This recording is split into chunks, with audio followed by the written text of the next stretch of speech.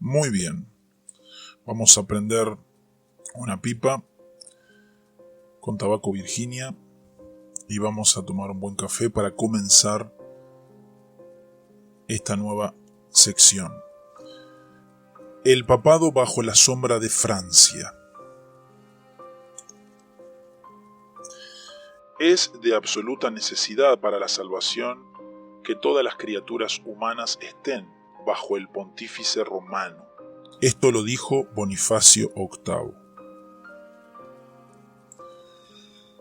Durante la era de los altos ideales, según ya hemos visto, hubo constantes conflictos entre papas y emperadores. Ambos reclamaban para sí una autoridad universal, y aunque en teoría se distinguía entre el poder temporal y el espiritual, el choque era inevitable. En el periodo que ahora vamos a narrar, siguió habiendo conflictos semejantes. La diferencia principal fue que ahora esas luchas involucraron no tanto a los emperadores como a algunos de los monarcas cuyo poder creciente eclipsaba al del imperio. Particularmente, las relaciones entre el papado y la monarquía francesa fueron uno de los principales factores en la historia de la Iglesia en los siglos XIV y XV. Al terminar la sección anterior, la de la era de los altos ideales, señalamos que el Papa Celestino V, hombre de profunda convicción franciscana, renunció a su posición y que en su lugar fue electo Bonifacio VIII.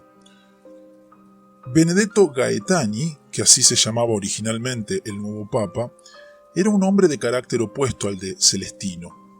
Mientras este había resultado ser un fracaso debido a su sencillez extrema, que no le permitía tomar en cuenta los torcidos motivos que mueven el corazón humano, Gaetani tenía larga experiencia diplomática como legado pontificio y había tenido tratos con reyes y magnates en diversos países de Europa. En esas misiones había desarrollado un conocimiento profundo de las intrigas que se urdían en las cortes europeas. Y mientras su extrema humildad llevó a Celestino a renunciar a la tiara, el origen aristocrático de Bonifacio y su alta opinión de las prerrogativas papales hicieron de él uno de los papas más altivos que haya conocido la historia. Su propia elección es ejemplo de su modo de proceder. El cónclave cardenalicio estaba reunido en Nápoles a la sombra del rey Carlos, y le era imposible ponerse de acuerdo en cuanto a quién sería el nuevo papa. Las dos poderosas familias de los Colonna y los Orsini se disputaban el papado, y ninguna estaba dispuesta a elegir un miembro del bando contrario. Durante los 10 días que duró el cónclave, Bonifacio se las fue arreglando para ser electo, y se cuenta que lo hizo persuadiendo a ambos bandos que le permitieran sugerir un candidato imparcial. Tras lograr de ambos la promesa de aceptar a su candidato, Bonifacio se nombró a sí mismo.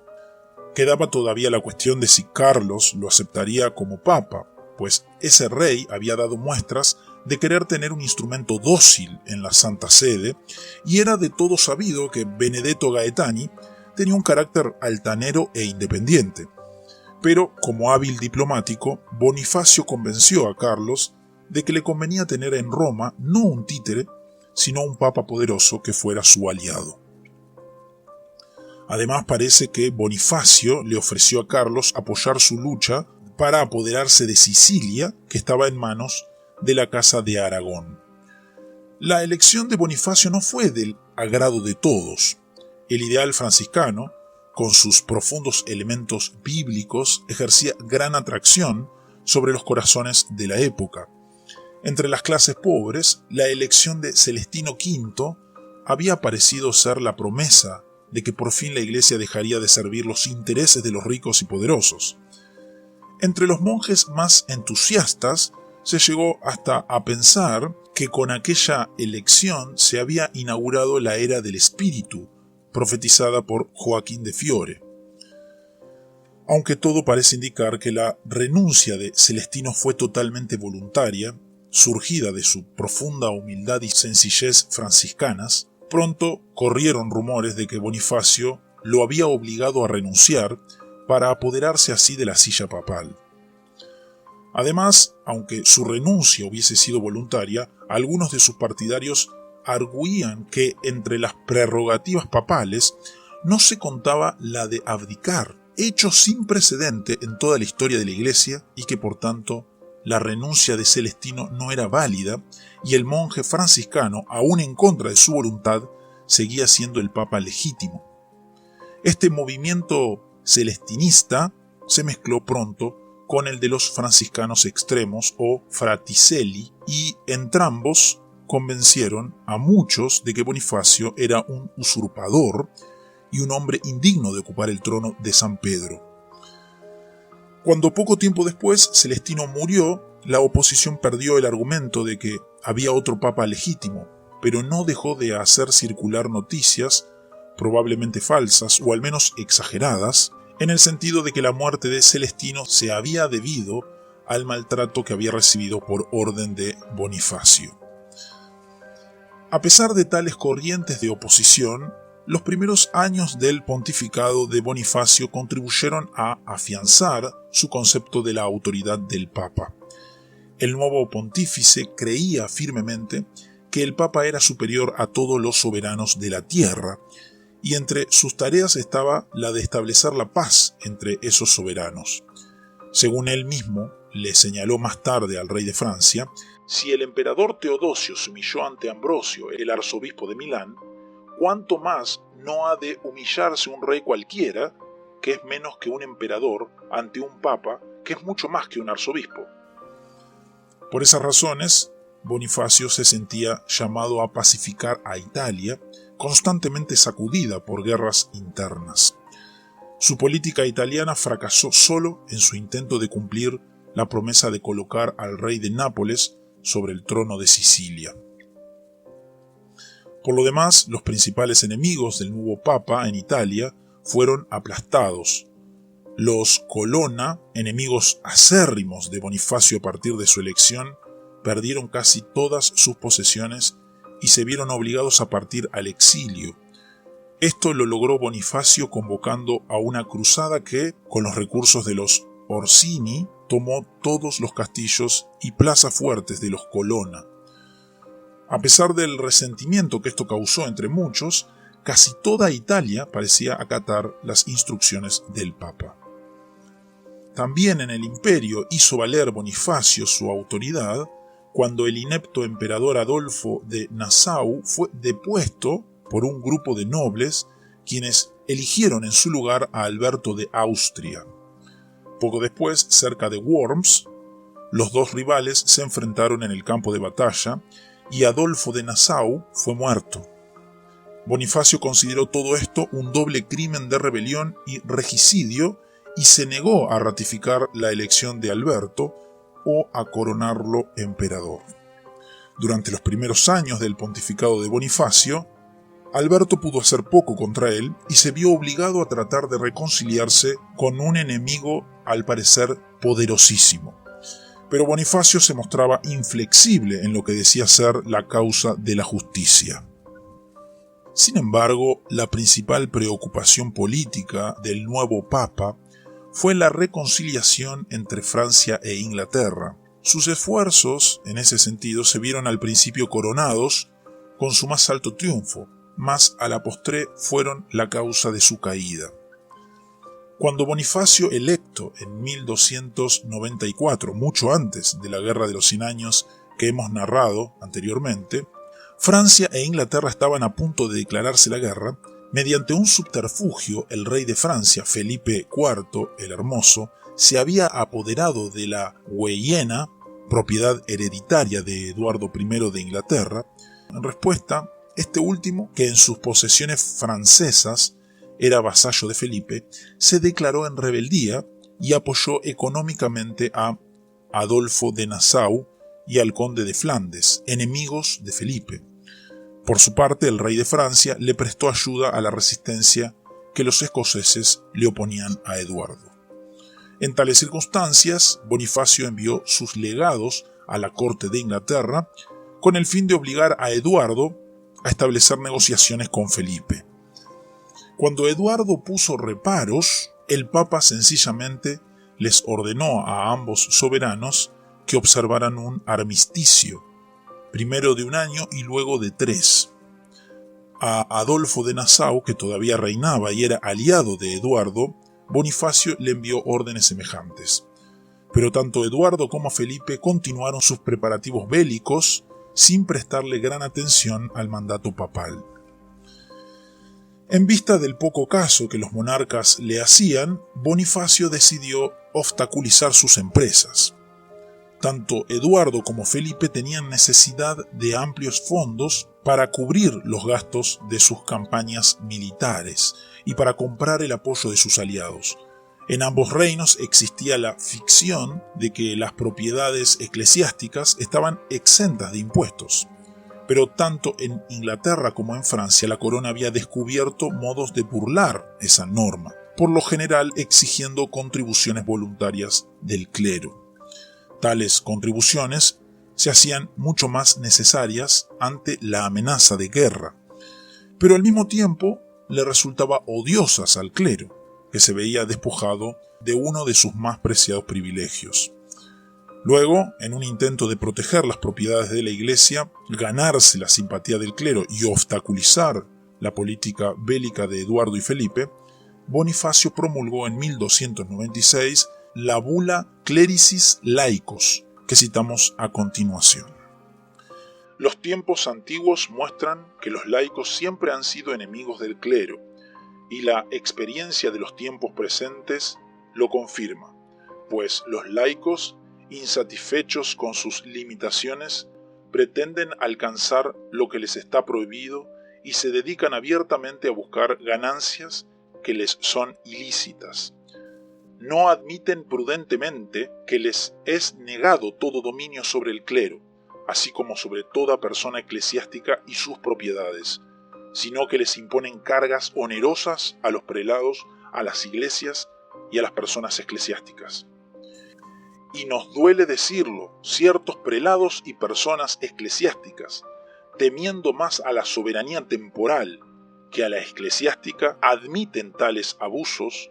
Por lo tanto, para detener esas prácticas inicuas, declaramos que cualesquiera prelados o personas eclesiásticas paguen o prometan pagar, y cualesquiera emperadores, reyes, príncipes o persona alguna, no importa su rango, impongan, requieran o reciban tales pagos, se encuentran automáticamente, por su propia acción, bajo sentencia de excomunión. La respuesta de los reyes no se hizo esperar. Eduardo declaró que, puesto que el clero estaba exento de toda contribución al Estado, quedaba fuera de toda protección de la ley y los tribunales de justicia les estaban vedados. Acto seguido ordenó que a los clérigos les fueran arrebatados sus mejores caballos y que no se admitieran sus protestas ante los tribunales. Naturalmente, esto no era más que una primera indicación de la difícil situación en que el clero se encontraba, y resultaba claro que, de no obtener los fondos necesarios, Eduardo tomaría medidas más extremas. Pronto, casi todo el clero, con la notable excepción del arzobispo de Canterbury, decidió otorgarle al rey la cantidad requerida, acudiendo al subterfugio de no dársela directamente, sino colocarla en un fondo que quedaba a disposición de la corona en caso de emergencia, y estipulando que era el rey quien tenía autoridad para determinar cuándo una situación cualquiera presentaba tal emergencia. La respuesta de Felipe fue más directa y extrema. Un edicto real prohibió toda exportación de moneda, metales preciosos, caballos, armas o cualquier otro objeto de valor sin la autorización expresa del rey. Otro prohibió que se utilizaran los bancos e instrumentos de crédito para exportar riqueza alguna. La intención clara de estos dos edictos era privar al Papa de todo ingreso procedente de Francia.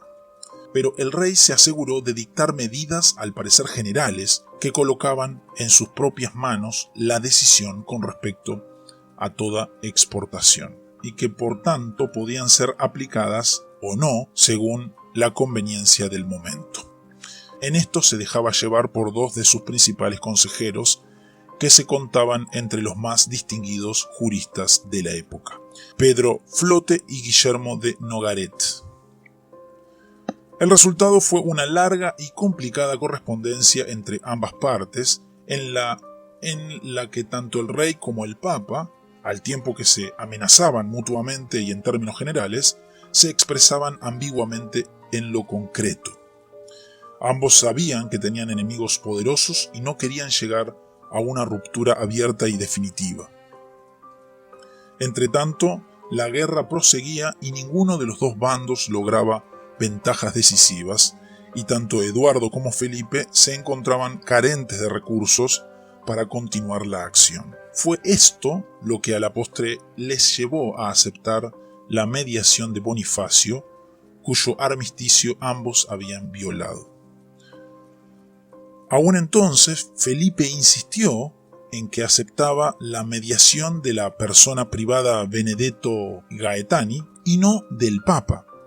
Pero a pesar de ello, Bonifacio logró un gran triunfo cuando ambos reyes, obligados por las circunstancias, accedieron a las condiciones de paz dictadas por él, y los oficiales del Papa quedaron en posesión provisional de los territorios que todavía estaban en disputa.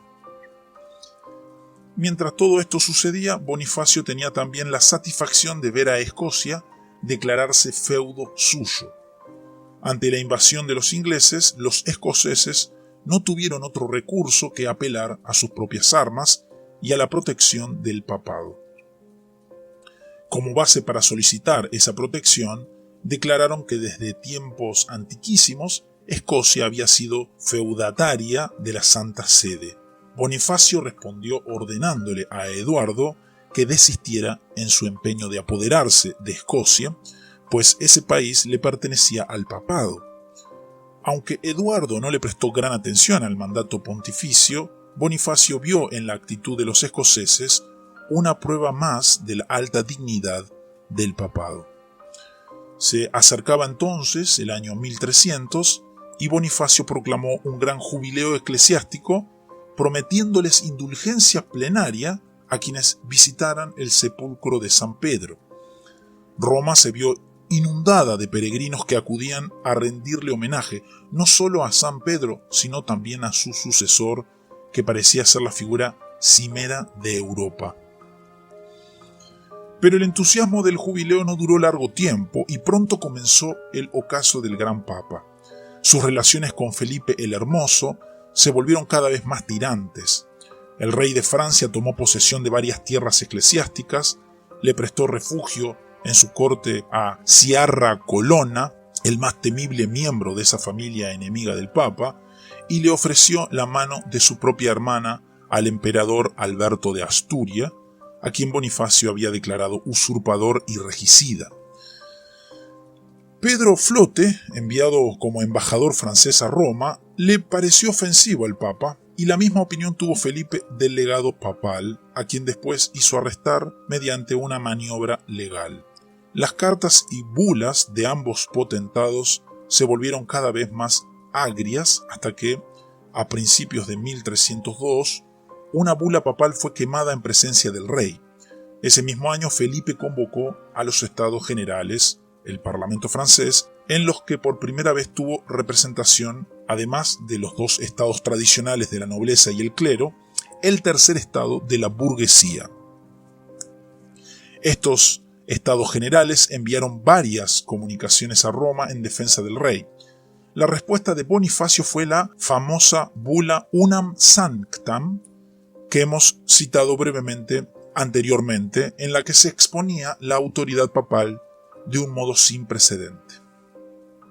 Bonifacio puso por obra su alta opinión de la autoridad pontificia al ordenarles a todos los prelados franceses que acudieran a Roma a principios de noviembre para allí tratar el caso de Felipe. Este ripostó prohibiendo que cualquier obispo o abad abandonase el reino, so pena de confiscación de todos sus bienes.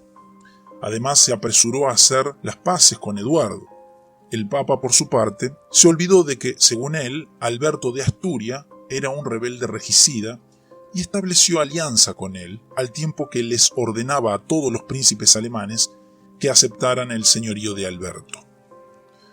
En una nueva sesión de los Estados Generales franceses, Nogaret acusó a Bonifacio de ser falso papa, hereje, sodomita y criminal, y la asamblea le pidió a Felipe que, como guardián de la fe, convocara a un concilio universal para juzgar al papa usurpador. Para cubrir su retaguardia y asegurarse del apoyo del clero, Felipe promulgó las ordenanzas de reforma en las que refrendaba los antiguos privilegios del clero francés. Al papa le quedaba aún la última arma que sus predecesores habían utilizado contra los monarcas recalcitrantes, la excomunión. Reunido con sus consejeros en su ciudad natal de Anagni, redactó la bula de excomunión que debía ser promulgada el 8 de septiembre. Pero Sciarra Colonna y Guillermo de Nogaret, advertidos de que la confrontación llegaba a su punto culminante, se presentaron en Italia con autorización de Felipe para obtener crédito ilimitado de los banqueros italianos. Con ese dinero y el apoyo de los muchos enemigos que Bonifacio había hecho durante su carrera, organizaron una pequeña banda armada. El 7 de septiembre de 1303, un día antes de la proyectada excomunión de Felipe, Sciarra Colonna y Guillermo de Nogaret invadieron a Anagni y pronto eran dueños de la persona del Papa, mientras el pueblo saqueaba su casa y las de sus parientes.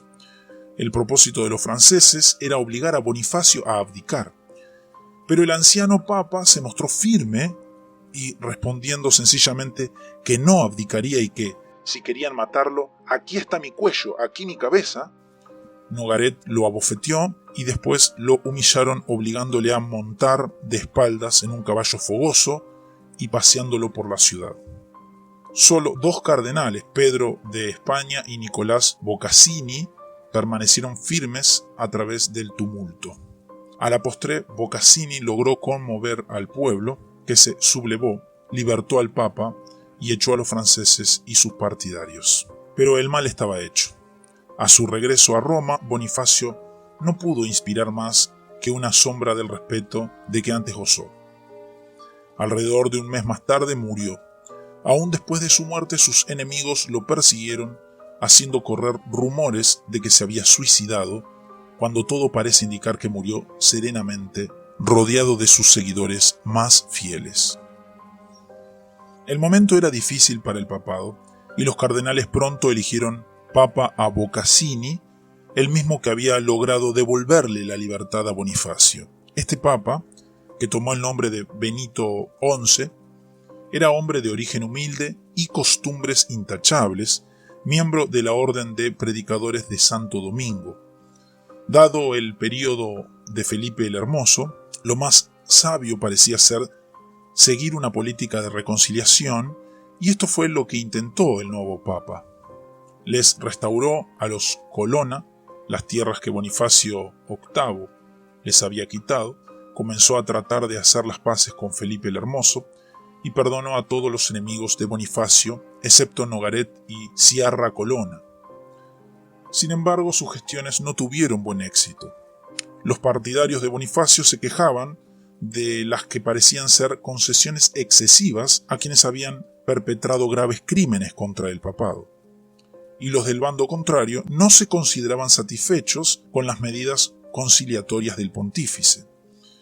Impulsado por Nogaret y otros, Felipe el Hermoso insistía en que se convocara un concilio para juzgar al difunto papa. Benito se resistía a tomar tal medida, que sería un rudo golpe a la autoridad y el prestigio papales. El sucesor de Bonifacio se encontraba, por tanto, en serias dificultades, acosado por miembros de ambos partidos cuando murió.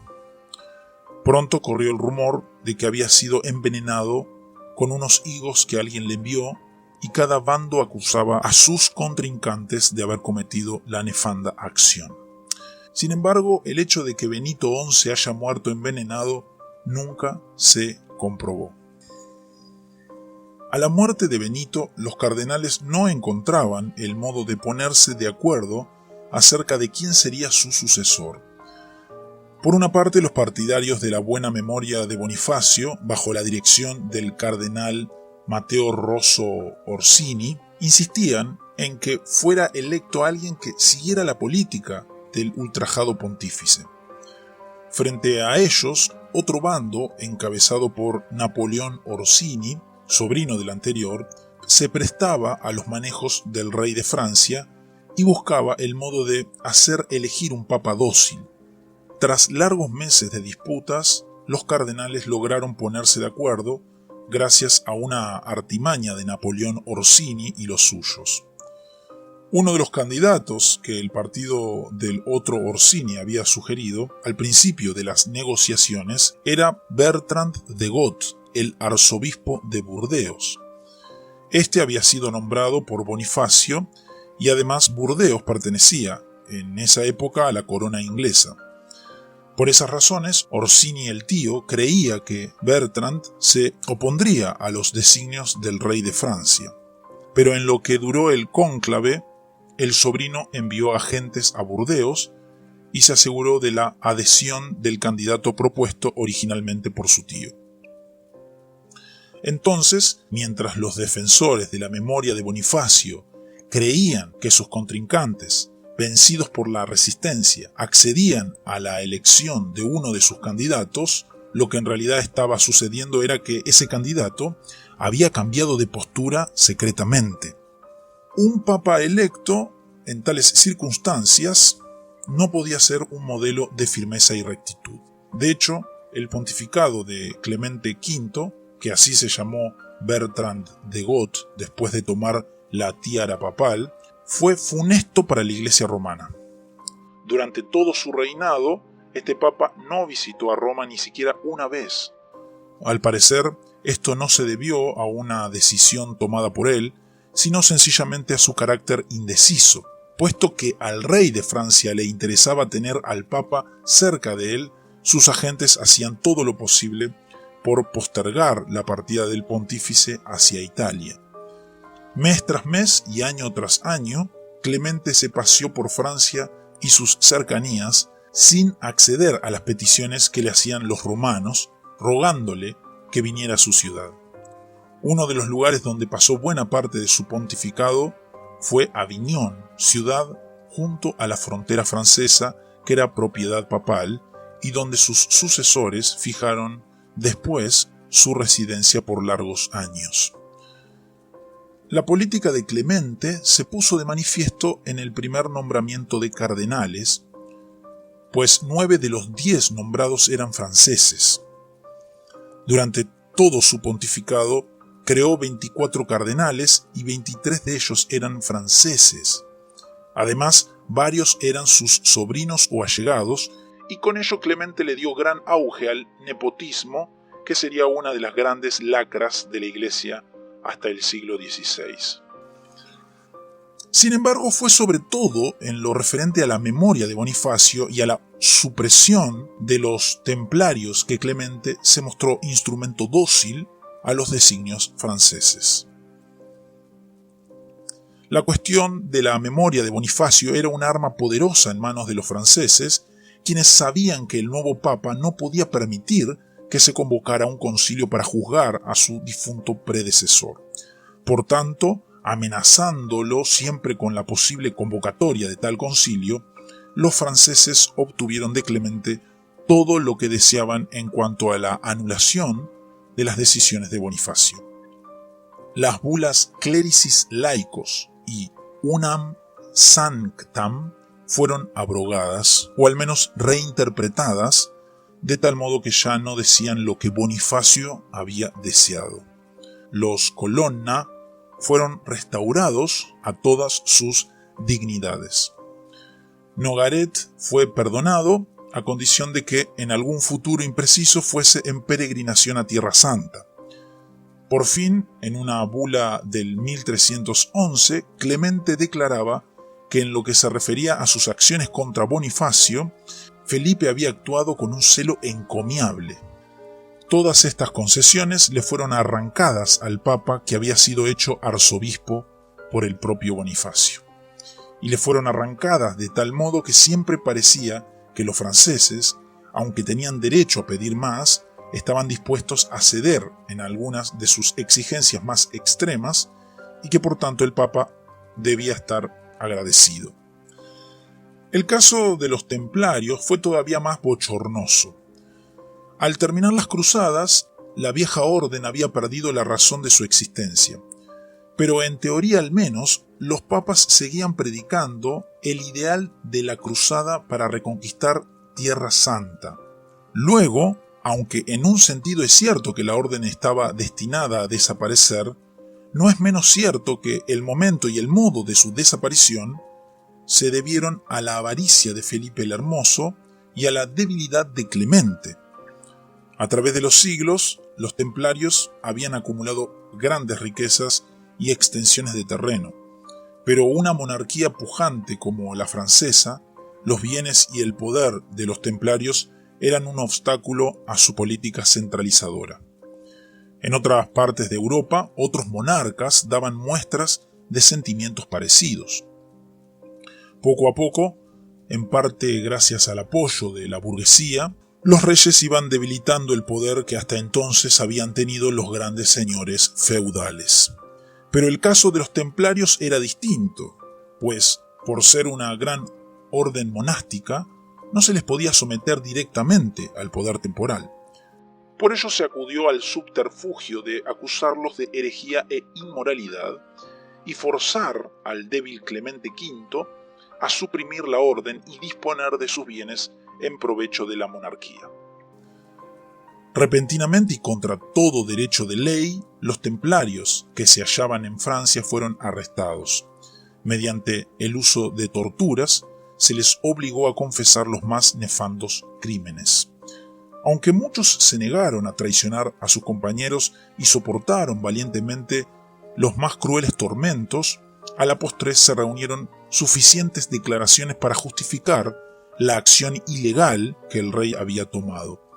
Según confesaron algunos, la orden de los templarios era en realidad una confraternidad opuesta a la fe cristiana. A los neófitos se les obligaba a practicar la idolatría, a escupir la cruz y a maldecir a Cristo. Además, otros declararon bajo tortura que en la orden se practicaba la sodomía y se incitaba a ello por diversos medios. Entre los que se rindieron ante el suplicio se contaba Jacques de Molay, el gran maestro de la orden, quien además envió una carta a sus compañeros pidiéndoles que confesaran cuanto supieran. Algunos piensan que la razón por la que Molay hizo esto era que estaba seguro de que las acusaciones eran tan absurdas que no se les daría crédito y que el escándalo sería tal que el rey se vería obligado a poner en libertad a los cautivos. Otros creen que lo hizo sencillamente porque flaqueó ante la tortura. Cuando el Papa recibió noticias de lo acaecido y el expediente de las confesiones de los torturados, era de esperarse que acudiera en defensa de los miembros de una orden que estaba bajo su protección y cuyos derechos el rey había violado. Pero lo que sucedió fue muy distinto. Clemente dio orden de que en todos los países se encarcelara a los templarios, y de ese modo impidió cualquier medida que el resto de la orden pudiera tomar contra Felipe. Cuando se enteró de que muchas de las supuestas confesiones habían sido obtenidas por la fuerza, trató de evitar tales abusos, declarando que, dada la importancia del caso, sería él mismo quien serviría de juez y que por tanto las autoridades locales no tenían jurisdicción para continuar las torturas. Pero esto fue todo lo que el débil Papa hizo en defensa de quienes le habían jurado obediencia y confiaban en su protección. Mientras esperaban el día del juicio, los templarios continuaron encarcelados. Al año siguiente el rey y el Papa debían reunirse en Poitiers. Al llegar a esa ciudad, Clemente encontró que se le acusaba de ser el instigador de las supuestas prácticas de los templarios. En las sesiones públicas y a instancias de Nogaret se le insultó y amenazó. Además, para acallar su conciencia, le fueron presentados algunos de los templarios más dóciles, quienes repitieron en su presencia las confesiones que el miedo o el dolor les habían arrancado anteriormente. Por fin, el Papa accedió a dejar el asunto en manos de un concilio que se reuniría en la ciudad francesa de Viena. El 1 de octubre de 1311, casi 4 años después del encarcelamiento de los templarios, se reunió el concilio. Las esperanzas de Felipe, en el sentido de que la asamblea, dominada por los franceses, se prestara rápidamente a la condenación de la orden, resultaron infundadas.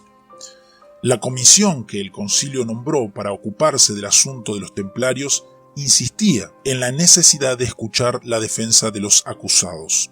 El rey tronó y amenazó, pero los prelados, avergonzados quizás por la debilidad de su jefe, permanecieron firmes. Por fin, mientras la asamblea se entretenía en asuntos de menor importancia, el rey y el papa llegaron a un acuerdo. La orden de los templarios sería suprimida, no mediante un juicio, sino por decisión administrativa del papa. Al concilio no le quedó otra alternativa que acceder. Después, tras otra serie de negociaciones, se decidió cumplir los deseos del rey de Francia y traspasar los bienes de los templarios a los hospitalarios. Pero esta transferencia fue mínima, pues el traspaso de las propiedades se demoró varios años y en todo caso el rey le hizo llegar al Papa una cuenta por gastos del juicio de los templarios a cobrarse de los bienes de la orden suprimida antes de traspasárselos a los hospitalarios, y la supuesta cuenta ascendía a la casi totalidad de esos bienes. En cuanto a los acusados, muchos fueron condenados a cadena perpetua. Cuando Jacques de Molay y uno de sus principales subalternos fueron llevados a la catedral de Nuestra Señora de París para confesar públicamente sus crímenes, se retractaron. Ese mismo día fueron quemados vivos. Clemente V murió en 1314. Su pontificado fue índice de las condiciones en que el papado existiría por varias décadas. No es cierto que todos los papas de este periodo quisieran hacer de la Iglesia un instrumento de la política francesa, pero sí es cierto que, a veces muy a pesar suyo, se vieron obligados a apoyar esa política. No podemos narrar aquí los detalles de los pontificados que sucedieron a Clemente. Baste señalar algunos de los acontecimientos más importantes y por último destacar las principales características del papado en aquellos tiempos aciagos. Juan XXII fue electo más de 2 años después de la muerte de Clemente, pues los cardenales no lograban ponerse de acuerdo, puesto que el nuevo papa contaba 72 años al ser electo. Es de suponerse que el cónclave decidió nombrarlo con la esperanza de que durante su breve pontificado aparecería otro candidato. Pero el anciano papa fue inesperadamente longevo y activo. Su preocupación principal durante su largo pontificado, 1316 al 1334, fue tratar de restaurar la autoridad papal en Italia. Su política, en ese sentido, consistió en intervenir en una serie de guerras que desangraron la región y en las que los intereses papales se confundieron cada vez más con los de Francia. A fin de sostener esa política, que fue un fracaso rotundo, Juan XXII se vio obligado a incrementar los ingresos del papado. Fue a él que se debió buena parte de un complejo sistema de impuestos eclesiásticos, cuyo propósito era hacer fluir hacia las arcas pontificias los recursos necesarios para los designios políticos y los sueños arquitectónicos del papado. Como era de esperarse, en muchos casos este sistema de impuestos eclesiásticos redundó en perjuicio de la vida religiosa. Benito XII, 1334 al 1342, Al mismo tiempo que les prometía a los romanos regresar en breve a la sede de San Pedro, comenzaba la construcción de un gran palacio en Aviñón, que a partir de entonces sería la residencia papal. Además, dando a entender con ello que Roma no era ya la residencia habitual de los papas, hizo traer de ella los archivos papales. Aunque dio por excusa para no regresar a la ciudad eterna los disturbios que reinaban en toda Italia, lo cierto es que muchos de esos disturbios se debían a la política del Papa mismo y que su ausencia contribuía a ellos. Durante su pontificado quedó claro que el papado estaba en manos de la corona francesa, pues era la época de la Guerra de los 100 años y tanto los recursos económicos como la red de información de los pontífices fueron puestos a disposición de los franceses. Todo esto alejó cada vez más al papado de Inglaterra y de su principal aliado, el Imperio. El próximo papa, Clemente VI, 1342 al 1352, continuó apoyando el esfuerzo bélico francés, aunque a veces sirvió de mediador entre los contendientes. Lo hizo siempre en beneficio y a conveniencia de Francia.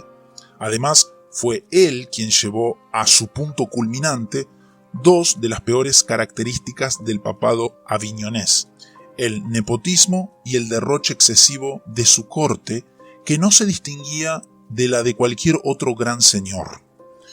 Cuando la peste bubónica estalló durante su pontificado, no faltaron quienes vieron en ella un castigo del cielo por el nivel a que había descendido la vida eclesiástica.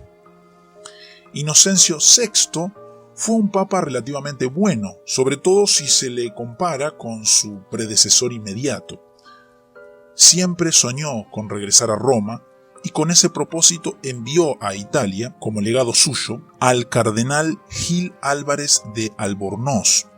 Este último hizo mucho por restaurar el poder y el prestigio papales en Italia, pero tanto el papa como su legado murieron antes de poder llevar al papado de regreso a la ciudad eterna.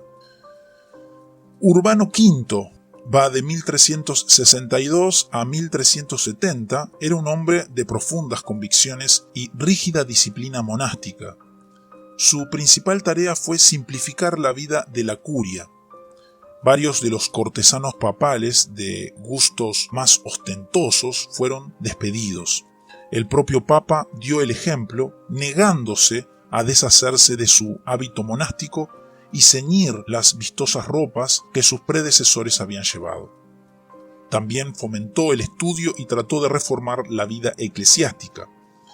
Por fin, en 1365, gracias a la sabia y tenaz obra que había realizado el cardenal Albornoz, Urbano V pudo trasladarse a Roma, que lo recibió con gran júbilo.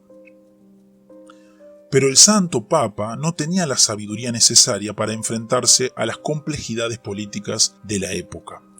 Por razones desconocidas y ciertamente erradas, deshizo la política de Albornoz y se lanzó por nuevos derroteros. El resultado fue tal que, en 1370, decidió abandonar a Roma y regresar a Aviñón. Gregorio XI, 1370 al 1378. Había sido hecho cardenal por su tío Clemente VI cuando contaba solo 17 años de edad. Aunque se percataba de la necesidad de regresar a Roma, el intento fallido de Urbano V lo amedrentaba. Fue entonces que se hizo sentir la intervención de Santa Catalina de Siena. En 1347, y en medio de una numerosa familia en el barrio de los Curtidores en Siena, nació la que después recibiría el nombre de Santa Catalina de Siena. Desde muy joven mostró singular inclinación hacia la vida religiosa y a los 17 años de edad se unió a las Hermanas de la Penitencia de Santo Domingo. Esta era una organización muy flexible cuyos miembros continuaban viviendo en sus propias casas y allí se dedicaban a la contemplación. Para que la joven Catalina pudiera llevar ese género de vida, su padre le asignó una pequeña alcoba donde pasó varios años de vida contemplativa. Esa contemplación iba más allá de los ejercicios mentales y los pensamientos píos. Las visiones y las experiencias de éxtasis se hicieron cada vez más frecuentes en la vida de la joven mística. Por fin, en el 1366, cuando contaba 19 años de edad, tuvo la visión cumbre de este primer periodo de su vida. En esa visión Jesucristo se le apareció y contrajo con ella nupcias místicas. Tras esta experiencia de las bodas místicas con Jesús, cambió el tenor de la vida religiosa de Catalina. Hasta entonces se había ocupado casi exclusivamente de su propia vida espiritual, pero ahora, siguiendo el ejemplo de su esposo místico, inició un ministerio en pro de la humanidad. Parte de ese ministerio consistió en el servicio a los pobres y enfermos. Muchos decían haber sido sanados por su intercesión, y casi todos afirmaban que su sola presencia llevaba consigo una profunda paz espiritual. La otra parte notable de su ministerio fue la enseñanza. Alrededor de Catalina se formó un círculo de mujeres y hombres que escuchaban ávidamente sus enseñanzas acerca de la vida espiritual. Muchos de estos discípulos eran sacerdotes, monjes y nobles que le aventajaban tanto en edad como en posición social. Al mismo tiempo, de algunos de estos discípulos, particularmente los dominicos, aprendió Catalina buena parte de la teología de la Iglesia y así evitó el peligro de tantos otros místicos de desconocer el pensamiento religioso del resto de la Iglesia y ser por tanto acusados de herejes. Su fama era ya grande cuando en 1370 tuvo otra experiencia que inició la tercera y última etapa de su vida religiosa. Durante 4 horas su cuerpo estuvo tan tranquilo que la tuvieron por muerta. Al despertar, declaró que, en efecto, había estado con el Señor y que le había rogado permanecer con él. Pero Jesús le contestó: «Muchas almas necesitan que tú regreses para ser salvas. A partir de ahora, y por bien de las almas, has de salir de tu ciudad. Yo estaré siempre contigo y te guiaré y te traeré de vuelta». Desde aquel momento Catalina se dedicó a la ardua tarea de llevar el papado de regreso a Roma. Para ello era necesario tanto restaurar la paz en Italia como convencer al Papa de que debía regresar. Con ese propósito viajó de ciudad en ciudad. Donde llegaba, las multitudes se agolpaban para verla. Se decía que a su paso acontecían milagros. Al Papa le escribió repetidamente indicándole que la voluntad que el Señor le había revelado era que el papado debía regresar a su sede romana. Esas cartas muestran a la vez un profundo amor y respeto y una firmeza inquebrantable. Al tiempo que se duele por el estado de la Iglesia, llama al Papa nuestro dulce Padre, y en sus más respetuosas misivas se queja, sin por ello dejarse llevar por el odio o la amargura, de ver a Dios así ultrajado. No es imposible saber hasta qué punto todo esto influyó sobre Gregorio XI, pero el hecho es que por fin, el 17 de enero de 1377, solo 3 años antes de la muerte de Catalina a los 33 de edad, Gregorio XI entró en Roma en medio de júbilo general. Había terminado el período del papado en Aviñón, al que se ha llamado, con cierta justificación, la cautividad babilónica de la Iglesia. Catalina, como hemos dicho, murió 3 años después de haber realizado su anhelo. Poco menos de un siglo más tarde fue declarada santa por la Iglesia romana. En 1970, Paulo VI le dio el título de Doctor de la Iglesia. Ella y Santa Teresa de Jesús son las únicas mujeres a quienes el papado ha dado ese honoroso título, hasta entonces reservado para unos pocos teólogos varones. Las consecuencias del papado en Aviñón fueron funestas para el cristianismo de habla latina, es decir, toda la cristiandad occidental. Las constantes guerras en Italia y el lujo de sus propias cortes requerían que los papas de Aviñón tuviesen amplios recursos económicos. Puesto que las diversas facciones en Italia se adueñaron de los territorios que antes habían sido el patrimonio de San Pedro, el único recurso que les quedaba a los papas era obtener fondos procedentes de los demás países de Europa occidental. Pero los fieles en esas regiones no estaban dispuestos a contribuir voluntariamente todo lo que el papado requería, y por tanto los pontífices de Aviñón y Juan XXII, en particular, elaboraron todo un sistema de impuestos eclesiásticos. Tales impuestos redundaban en perjuicio de la vida religiosa. Así, por ejemplo, cuando un prelado era nombrado para ocupar una nueva sede, los ingresos que ese cargo producía durante un año, que se llamaban annata, le correspondían al Papa. Por ello, el papado tenía intereses en que los prelados fuesen trasladados frecuentemente. Si una diócesis rica quedaba vacante, el Papa podía demorarse en llenar el cargo, reservando para sí el ingreso producido por la sede en cuestión. A estas prácticas, que al menos tenían la apariencia de legalidad, se sumaba la de la simonía, nombre que se le daba porque se decía que Simón Mago había sido el primero en querer practicarla, que consistía en comprar y vender cargos eclesiásticos. Lo que el Papa hacía con los prelados, lo repetían estos con sus subalternos. Si habían comprado sus diócesis, tenían que resarcirse de los gastos vendiendo cargos inferiores y exigiendo que las contribuciones del pueblo, que tenían fuerza de ley, fuesen cada vez mayores. Luego, buena parte de la vida eclesiástica se convirtió en un sistema de explotación de los escasos recursos del pueblo, cargado de gravámenes cada vez más onerosos. A la simonía y a la explotación se sumaban males paralelos, como el nepotismo, el absentismo y el pluralismo. Puesto que los cargos eclesiásticos eran ricas prebendas, los papas de Aviñón se dieron de lleno al nepotismo, que consiste en nombrar personas para ocupar cargos no a base de su habilidad, sino de su parentesco con quien hace el nombramiento. Y lo que hacían los papas lo imitaban los obispos y arzobispos. El absentismo, es decir, el ocupar un cargo y residir en otro lugar, se hizo cada vez más común entre gentes a quienes no inspiraba un sentido de vocación, y muchos gozaban a la vez de varios cargos eclesiásticos sin cumplir las obligaciones de ninguno, esto es pluralismo.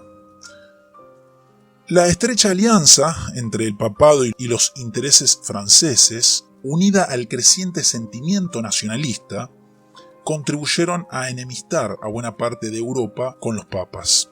Puesto que era la época de la Guerra de los 100 años, Inglaterra y los emperadores alemanes se separaron cada vez más del papado, que parecía servir los intereses de sus enemigos Francia y Escocia. En consecuencia, cada vez cobró mayor auge la teoría de que el Estado tenía una autoridad independiente de la del Papa. En Alemania, por ejemplo, el emperador Luis de Baviera trató de fortalecer su posición frente a Juan XXII, apoyando a Marsilio de Padua y a Guillermo de Ockham, dos pensadores que se dedicaron a sostener esa teoría. Al igual que Dante, unos pocos años antes, ambos sostenían que la autoridad secular venía directamente de Dios y no a través del Papa. Además, Marsilio señalaba que, de igual modo que Cristo y los apóstoles fueron pobres y se sometieron a la autoridad secular, así también los prelados han de ser pobres, sin recibir más que lo que el Estado decida darles, y que han de someterse al Estado. Por su parte, Ockham declaraba que el papado no era necesario para la Iglesia, que consistía en el conjunto de los fieles y que por tanto podía regirse de otro modo.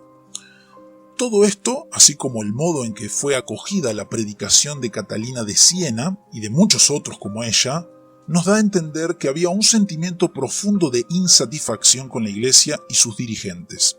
A través de todo el período que estudiamos, veremos que, al tiempo que la estructura eclesiástica parece hundirse cada vez más, van surgiendo numerosos movimientos reformadores. Unos trataban de reformar la Iglesia a partir del papado, otros tenían intereses más locales, algunos centraban su atención sobre la vida privada y la experiencia mística. Unos pretendían reformar tanto las costumbres como la teología de la época, mientras otros se contentaban con llamar a las gentes a una nueva dedicación.